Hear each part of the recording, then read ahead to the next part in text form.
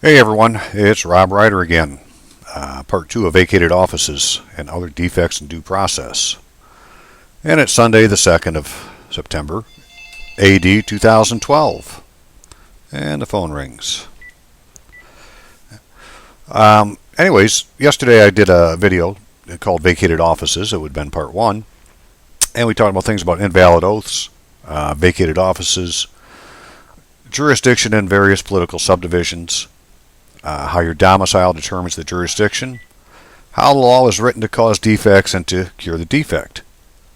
And again, as I hate to ask, but I must, if you can donate, please do.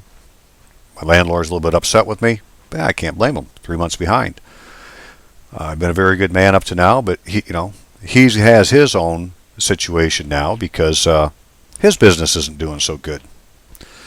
So, and if you send it by mail, if you would send it with this address, Elector Ritlewski, about 5 spaces, Robert-Allen, care of His Embassy Sanctuary, 14 Mile Road Northeast, 10955, the Elemental Republic of Oakfield, 49341-8664-55. Because when you do and they cancel the stamp and it will be delivered to me, I'll be seen in the unincorporated federal district. If you'd rather use PayPal, then that is the PayPal account, ashleyritlewski@gmail.com. Okay, so just a real quick recap. We'll get to some good stuff. Territories of the United States are one of 4 types of political division of the United States, overseen directly by the federal government. It's good to be in the territory of the United States and not any part of the U.S. state. And so it's not part of you, it's the territory around you. You are the U.S. state. These territories were created to govern newly acquired land while the borders of the United States were still evolving. Now, the United States has 4 definitions that the Supreme Court has, maybe 5 now, that they have identified the United States as. So, this is another definition of the United States.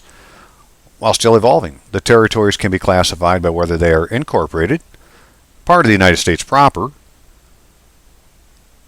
and whether they have an organized government through an organic act, such as the Northwest Ordinance, passed by the U.S. Congress, or a territorial constitution and functioning legislature. Unlike within the state, sovereignty over the insular areas rests not with the local people. So there's another thing called insular areas, right, which are basically islands. And if you inhabit a territory with that's under the jurisdiction of the federal government, that's surrounded by a territory that's under the jurisdiction of a state government, it's an insular area. So unlike within states, sovereignty over insular areas rests not with local people, but in Congress. In most areas, Congress has granted considerable self-rule through an organic act, which functions as a local constitution. The Northwest Ordinance grants territories the right to send non-voting delegate to the U.S. Congress. So the Northwest Ordinance is a local constitution. It's an organic act. That is the law in the territory of Michigan.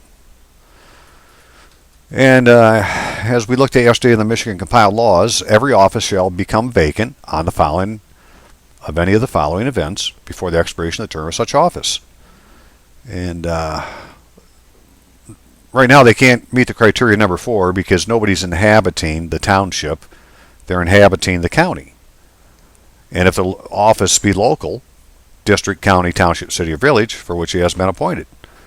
So if you want to be an officer in the township, you have to be an inhabitant of the township. You have to have your body corporate inhabit the township. Nobody does. All of ours body corporates are an inhabitant of the county.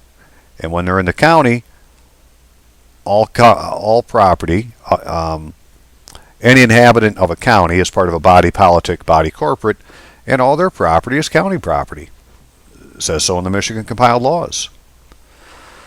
But here's the biggie: his refusal or neglect to take his oath of office. What oath of office are we talking about? Well, this is the one they take now. All right, so that's what it looks like now. I, William Greg Dean, do solemnly swear that I will support the Constitution and the Constitution of the State of Michigan. Let's stop right there. Let's go back and look at this.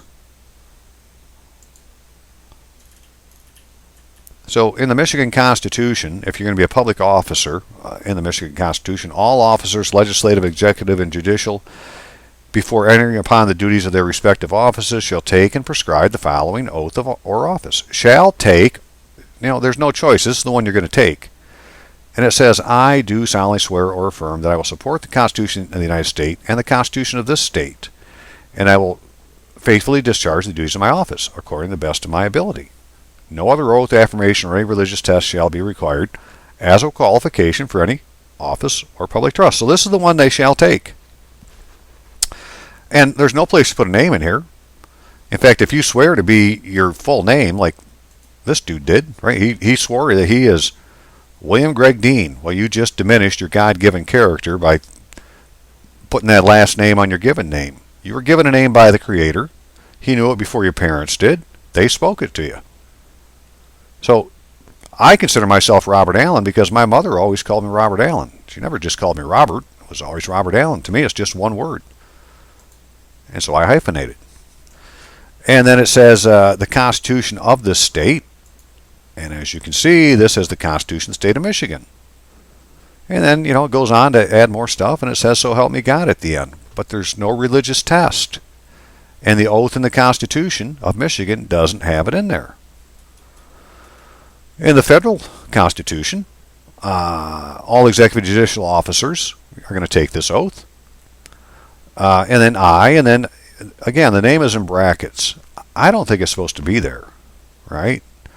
Again, if you take an oath and you say I'm Robert Allen Bertluski, do solemnly swear, well, I just diminished my God-given character, and I'm not going to do that.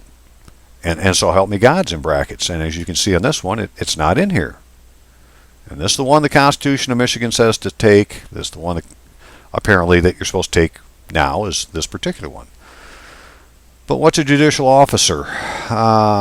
Is a person with responsibility and power to facilitate, arbitrate, preside over, make decisions and directions regard to application of law. Excellent. Judicial officers are typically categorized as judges, magistrates, puisne judicial officers, such as a justice of the peace or officers of a court of limited jurisdiction, and notary publics and commissioners of oaths. The powers of judicial officers vary and are usually limited to a certain jurisdiction. So a notary public is a judicial officer. That's why they can render you an oath. And I know that people have had a problem before getting criminal complaints done, but according to this, it would be satisfactory to have a notary public be the witness on your criminal complaint. The interesting thing is it says officers of courts. And one of the things is an attorney is considered an officer of the court. In fact, an attorney, being an officer of the court, is always considered in court. And we're going to have some fun with that here shortly. So that's the recap, right? So they need to take a certain oath or the offices have been vacated. All right, so get rid of that one. Get rid of that one. So recently I had submitted this Freedom of Information order, I called it. I'm not going to call it a request, it's an order. Because it says, I'm not going to read the whole thing, but in accordance to the Michigan compiled law, only those registered as electors shall hold the office of the township. All right.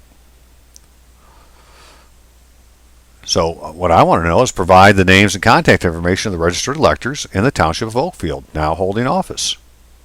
Not all the registered electors, just the ones holding office.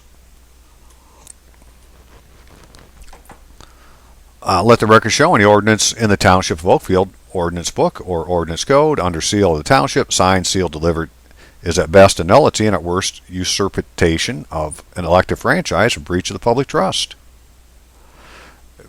Because they need to be registered and qualified electors.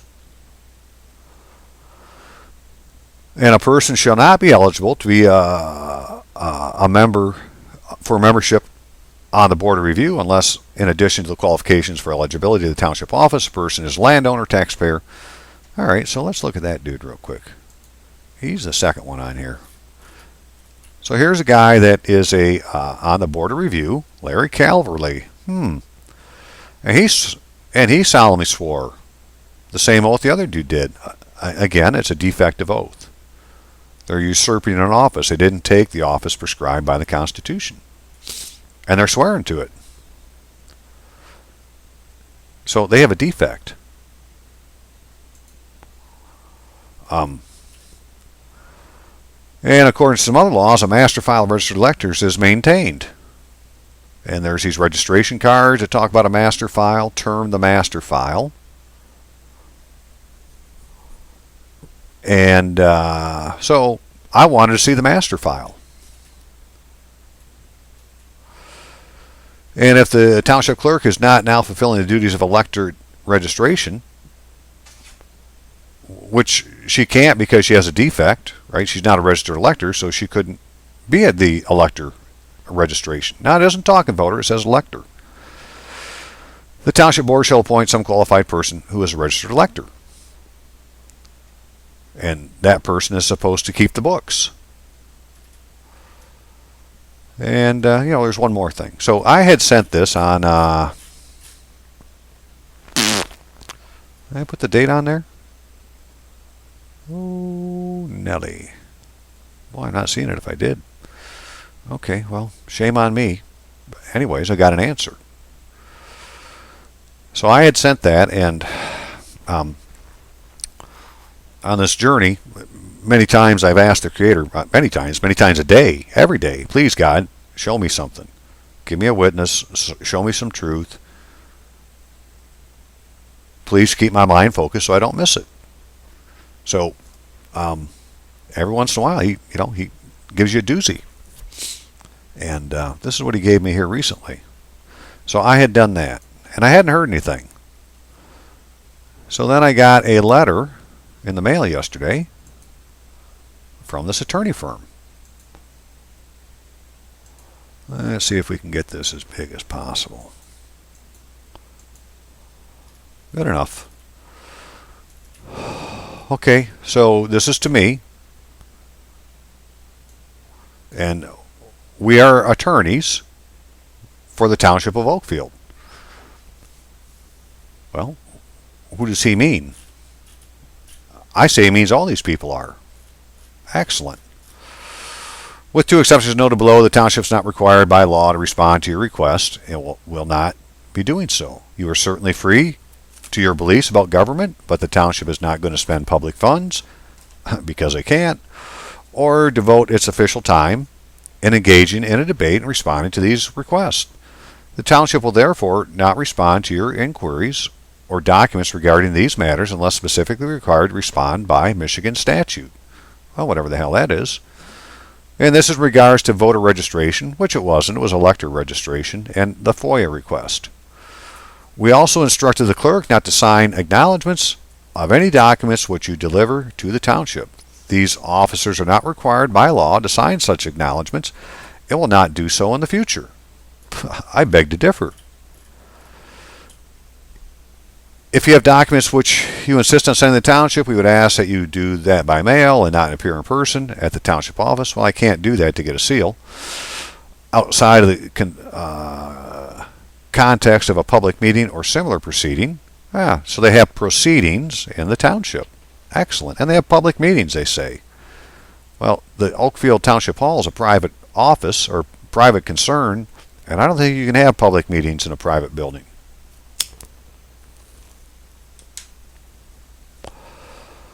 Yeah, I have no response required. No response will be made. Oakfield Township officials make every effort to assist citizens in all reasonable ways, but past dealings with you have proven to be counterproductive and wasteful of the township resources. Jeepers. I just had a couple FOIA requests. I asked for by petition for inquest of office found to have an inquest done to determine the rights, title, and interest to my property. That's what you're supposed to do. So says the Supreme Court. So says Blackstone's. Township officials not required to communicate with you except as specifically provided by law. You bet. And we ask that you respect that by not contacting these officials except by mail or at a public meeting. The township will not tolerate harassments of its officials or staff and will contact law enforcement if appropriate. Oh my God, I'm going to go away. So they respond to the voter registration. Okay, there's really nothing special to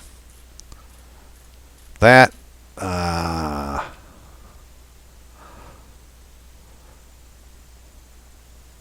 It said an application for registration to vote and instruction. An elector is a person possessing the qualification defined by Michigan law. Yeah, I know that. In order to be eligible to vote in elections, a qualified elector must register to vote.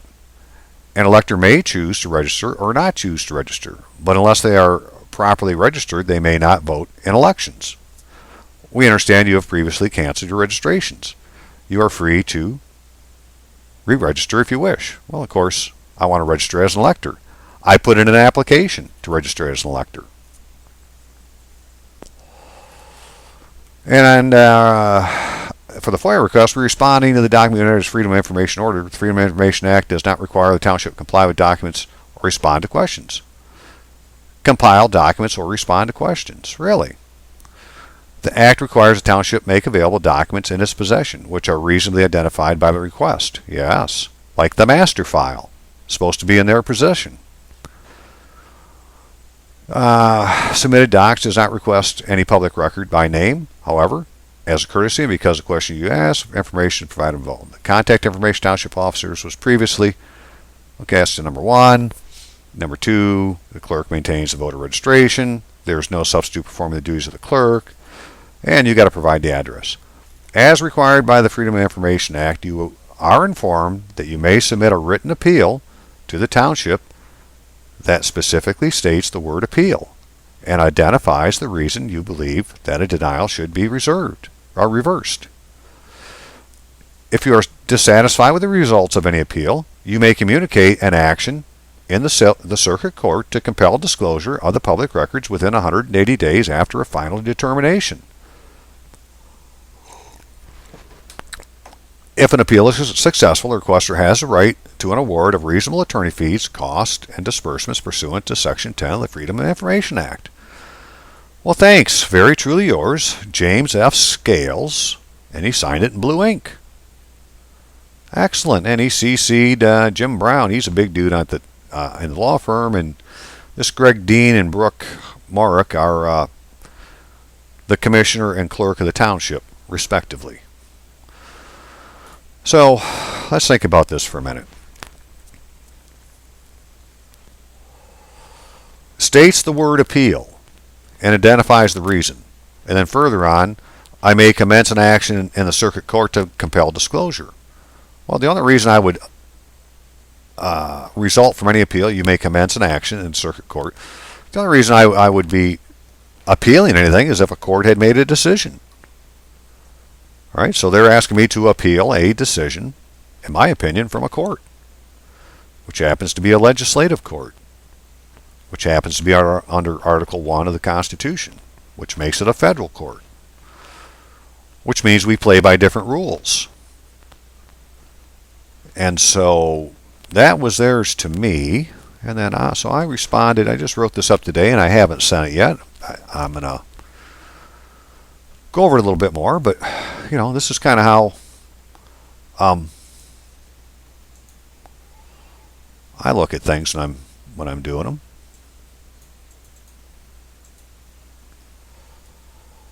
Oh, I'll make it even bigger. Sorry, I like to have it big. I don't like to sit too close to the computer screen, and I got bad eyes. So this is to James F. Scales, officer of the court. Remember, all attorneys are officers of the court, so I'm going to go to him in that jurisdiction. Care of the attorney firm he works for and their address. James, I am most appreciative of receiving your written testimony, mailed to me using the U.S. Post Office. As you testify to be speaking for we as attorneys, I can only assume you mean the law firm Mika, Myers, Beckett, Jones, its masters and servants. As you are one of the servants, please inform the masters of my reply. Notice to servant is notice to master. So I'm telling him what he sent me is his testimony. Now, a story from a couple days ago. First of all, I heard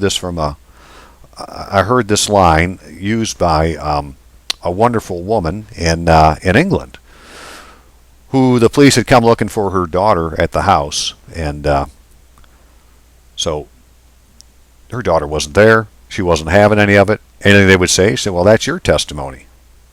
That's your testimony." She ended up going to jail and spending three days in jail, and under pretty bad conditions. But when she got to actually see a magistrate on Monday, he was livid with these guys. He said we're talking, what's the word when you get in the way of an investigation?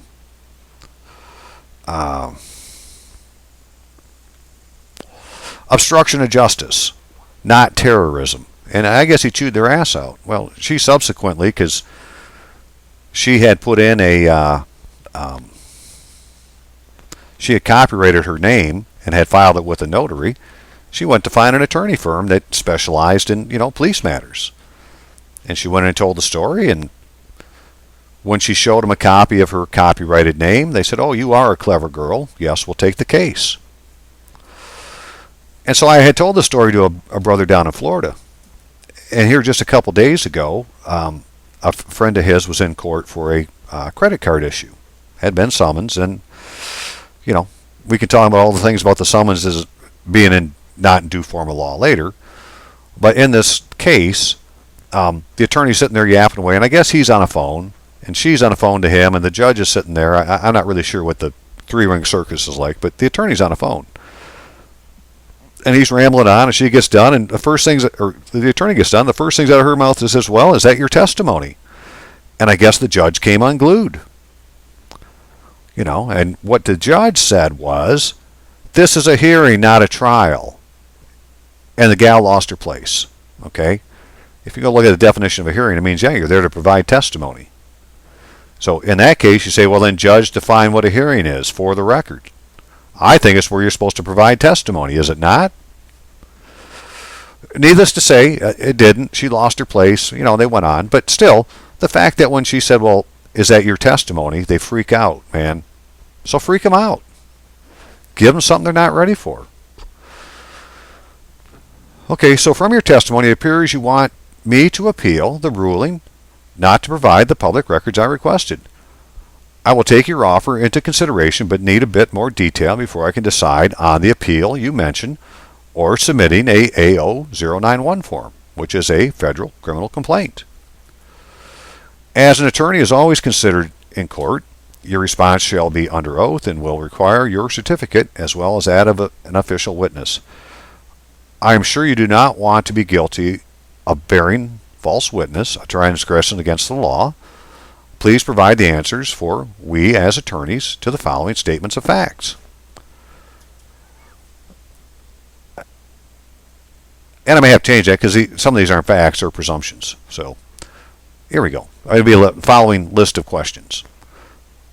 Has there ever been a case that we as attorney have represented a fictitious plaintiff issuing the plaintiff's complaint without proper attestation to its truth, resulting in a summons that was neither attested by a justice nor lawfully served on the defendant, by which this color law procedure has caused the forfeiture of a man's property without due process, or the enforcement of an unconstitutional statutory lien? I remember they contacted me. I got questions. Was it your intention to transgress the commandment not to commit adultery in the sin of heresy by slandering my God-given character as a sovereign living man filled with the Holy Spirit, or high treason for imagining this king is dead, or merely a combination of 18 U.S.C. 1341 frauds and swindles and 18 U.S.C. 1342 fictitious names or addresses? For the record, I am Robert Allen, Son of God. And they had sent me in this. Where's the envelope at here? Here we go. Just real quick. They had sent me this here.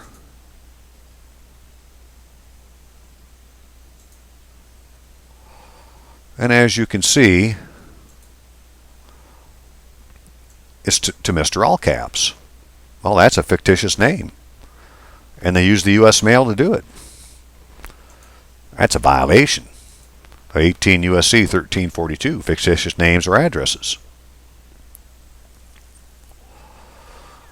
18 U.S.C. 1341, frauds and swindles, has a maximum penalty of 30 years in prison. That's better than life. Is it the intention of we as attorneys to deny me due process of law by instructing the apparent clerk of the township from acknowledging my lawful instruments? We as attorney, are you denying my petition for inquest of office found? Is not the Oakfield Township Hall a private enterprise not fitting the criteria of a public place for a public hearing? Did I not specifically ask by Freedom of Information for the public record known as a master file containing the names of the registered electors? Is it your testimony that the master file does not exist? That there are no registered electors in the township of Oakfield? 341. An insular territory protected by federal law. Are there any officers of the township that have subscribed the oath mandated by the Constitution? Has we as attorneys, officers of the court, subscribed the oath mandated by the Constitution? The copies of the oaths I received from the previous FOIA appear not to be in due form of law, resulting in vacated offices, and I did not see one for we as attorneys. If you have, then I accept your oath and bind you to it. Do we as attorneys have a franchise or license to do business in the municipality known as the Township of Oakfield? If so, please provide a certified copy. If the offices have been vacated, then by what authority do we as attorneys or the usurpers of elected offices claim the appearance of appointed government officials? Is it your testimony that there are no lawful officers for the township? Again, if they're not a registered elector and taking the prescribed oath, they can't hold an office. There ain't nobody in these offices holding a frickin' office, man. And guess what? They're all going to fall under federal law because they answer Freedom of Information Acts. And by their not answering your questions, they've opened themselves up to an appeal or a complaint. Is not the elected board of the township an Article 1 legislative court under federal jurisdiction?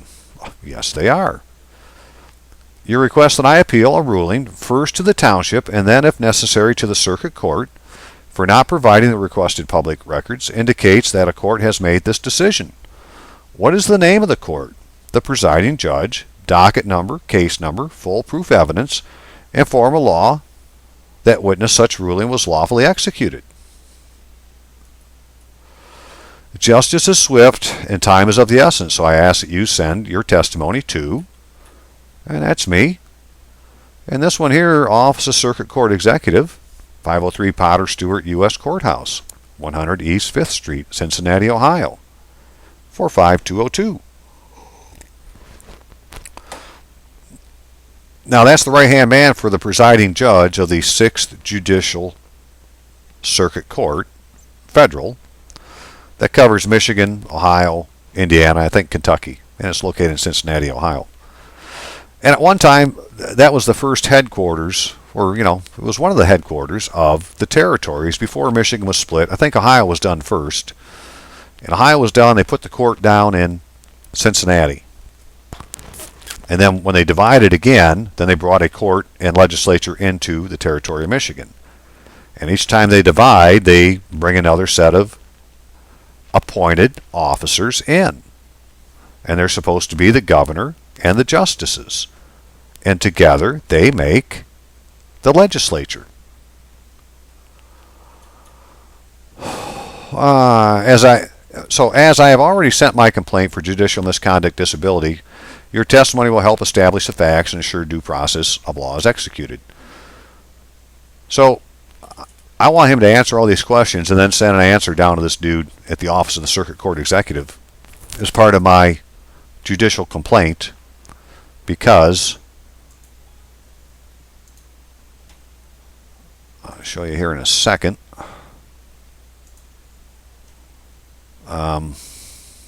Shoot. Where is it, Bob? Okay. Because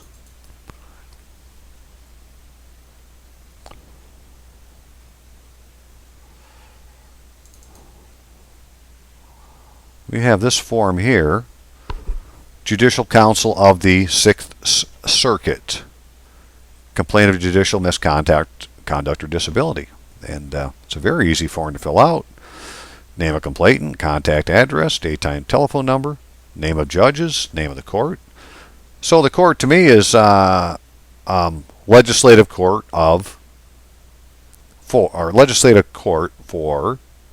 the Township of Oakfield. And the name of the judges will be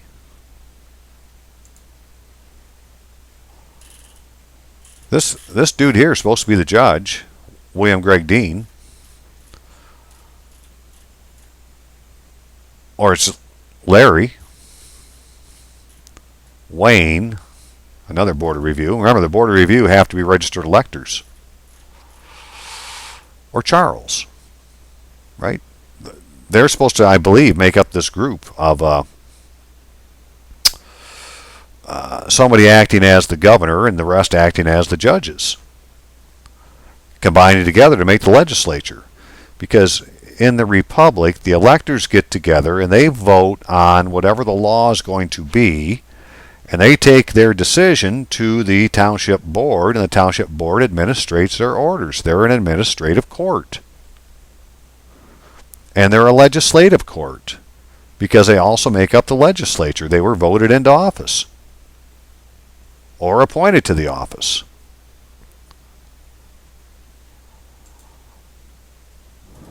So really there's not much to do because I'm not suing anybody. I got no lawsuits going on. That's what these blocks are for. I'm just going to do a brief statement of facts, which I've been working on, and I got to have it done by Tuesday. I want to get this stuff out on Tuesday. But and then declaration of signature. It's pretty powerful. I didn't realize you could do this. We're always looking to have get a witness to our documents, right?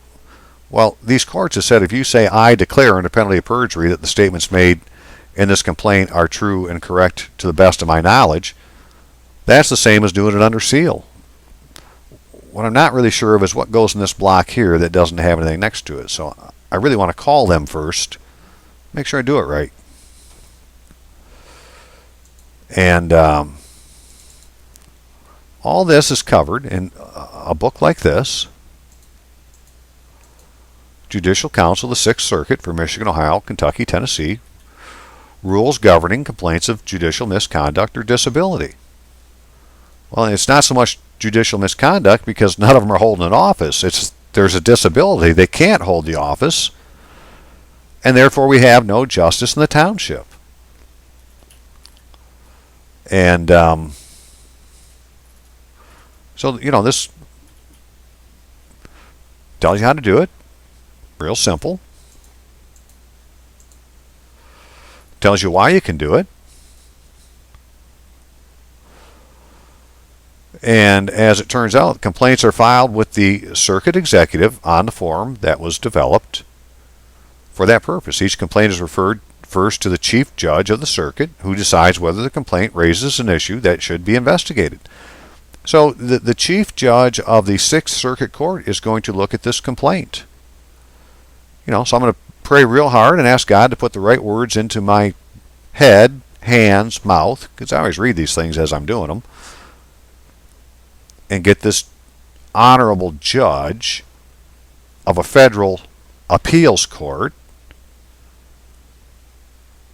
judicial notice that there's no justice in the township. And that's contrary to Blackstone, which they say is an authoritative book on law. And then there was something, infected administration. somewhere in here it talked about it's going to end up getting a docket number, right? And if you heard me talking in the past and conversation I have with people you probably haven't heard, right? It's about the docket number because that's what a justice has. They put in their docket book. The video I did on the Ezekiel moment for the attorneys, excuse me, it's for a credit card issue, and you'll see that on the summons it wasn't attested by a judge, and that none of the other paperwork, although it has a place to put a docket number in, has a docket number. It's because it never went before a justice. So I about have this done, and we'll see what the federal courts do. Now the thing is, this is happening in every municipality, every city, village, township, district, whatever it is.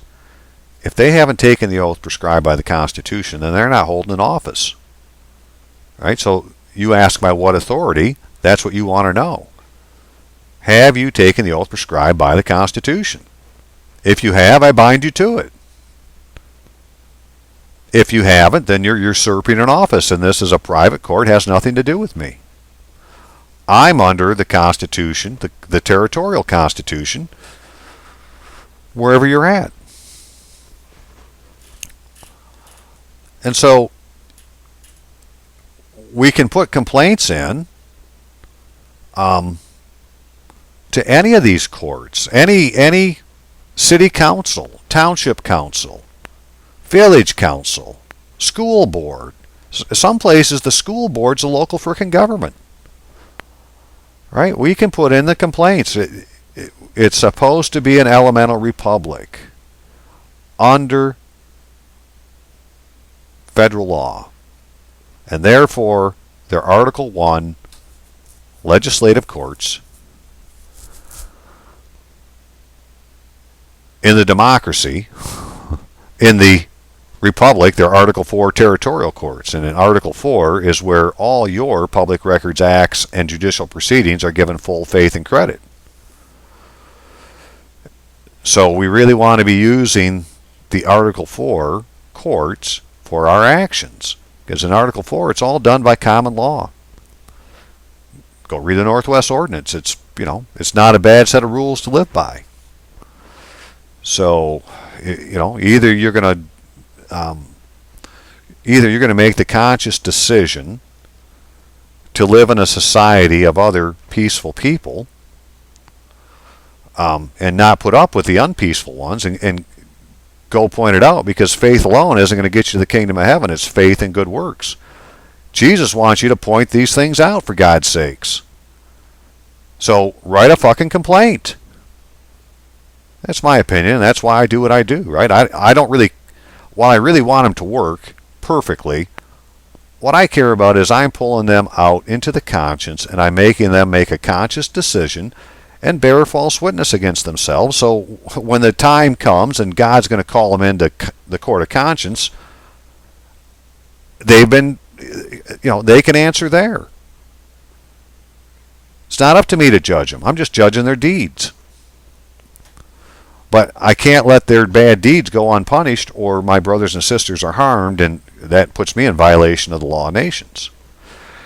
I can't be a U.S. citizen because I'm I was born as an inhabitant in the federal territory, and it's unconstitutional for an inhabitant of a unincorporated federal district to be a U.S. citizen, even though Congress made it so you could. By doing so, you've committed treason against the Constitution. All right, so I demand, I don't want to be a traitor. I'm going to live by the Constitution, not under it. And when you have territorial constitutions like the Northwest Ordinance, it says that all of the U.S. Constitution doesn't apply to you. Right? You're living by the territorial Constitution, and the U.S. Constitution is just a protection for you. Protection to make sure you can live under the other one, and that they're going to protect you from the crazies. So we're going to put them to work. Okay, that's what I'm working on. How about you? Have a great day.